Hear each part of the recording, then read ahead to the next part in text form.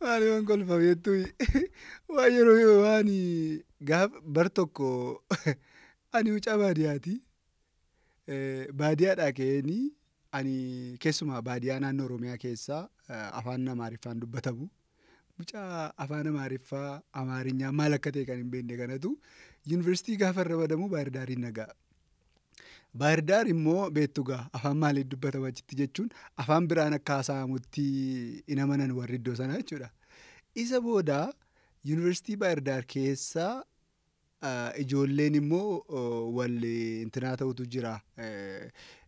Abaluu Amaariffa akkasii haasee abaluu Amaariffa akkasii haasee jedhanii walli foggoroo jechuudha. Yaa foggoroon kun afaan Oromoos ta'uu yoo baate yeroodhaaf jecha sama daaluu dhabuu kootiif nama of galchaa isiniin jecha. Isa booda dhukkubsadheeni torban tokko ciise. Maaliifan torban tokko ciisa? Afaan Amaariffaatiin mataa na cabsaa, garaa na ciniinaa, dugda na kutaa, na waraanaa. Kan hundumaa himachuun dadhabee torban tokko ciise. Yoon ijoollee geeffadhe har'aaf dhukkuba koo sanaaf jecha dhaqanii naa eeganii borba'ee isqeel akkas jedhee hin jiraadhu kaampaasii keessa. Isa boodaan kaampaasii gadhiisuun qabachuudha. Yoo yeroo galan irratu ta'e gaariidha. Isa booda gaafa achi akkeettiin itti rakkadhee jedhu lubbuu nageenyaan mucaan tokko jira. Mucaa magaalaatiin narra wayyaa jechuudha. Afaan Amaariffaa xinnoo ishee beekaa. Isquu atasitti duutee maqaa nu balleessuuf jetta. Kottuu mana qorichaa si geessaa. Iccitii kee namatti ni himu. Sii kee man deebisaa naan jedhe mucaa riyyaa kooti kuni. Amma televizyiina OBN irra jira namni kuni. Toleen jedheen. Tolee lakki.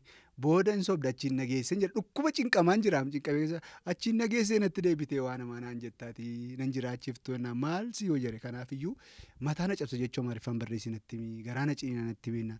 Raasmitaa taallee biyyi tikkusaa taallee biyyi jedhe wantoota dhukkuba koo kana hundumaa barreessatti keenya. Halkan guutuu utuu dhukkuba hamaa keessa jiruun shamadda daabule. Sammuutti qabadheen ganama mana qorichaa akkuma galeeni isheen mana qorichaa sana keessa hakimiin hojjettu mana qorichaa kanuma kaampaasiin galiigaa kanuma mooraa jechuudha. Gaafa galuu fuutee ilaaltee adii qola sintanyaa mattamaarii naqnaan jetti. Achumaan raasmitaa taalleebbiin tikkusaa taalleebbiin jedheeni waan halkan guutuu shamaddadaa ture sana itti gaddisachumaan kolfitee duutee lafa lixxu dhabdeetu leelaas naan jetti. Dhanna koo na hoosisa ture.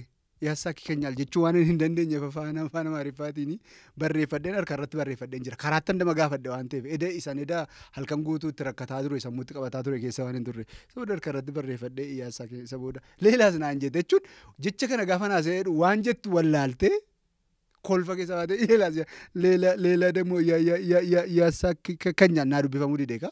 Asirraa dubbisee gaafa itti himu minna olijee እንዴ አንዳውት ይዘህ መጣ ላይብረሪ መሰለኝ ዘንድሮ ፍሬሾች ደግሞ ምን አይነት ሰዎች ናቸው የገቡት ናንጀት ከናፈኒ isa yaadadde golfe waanuma fedheefiyyu maal godhaa jettanii kana afaan ama ingilizii kunis bada waan naan galta waan ta'eef karkiraayii moo sarkiraayii jettan waanuma mucaa kanaaf waanuma yuutuubii kanaaf barbaachisu waan gattuqantu jira waan ta'eef ishee gattuqaa horaa bulaa.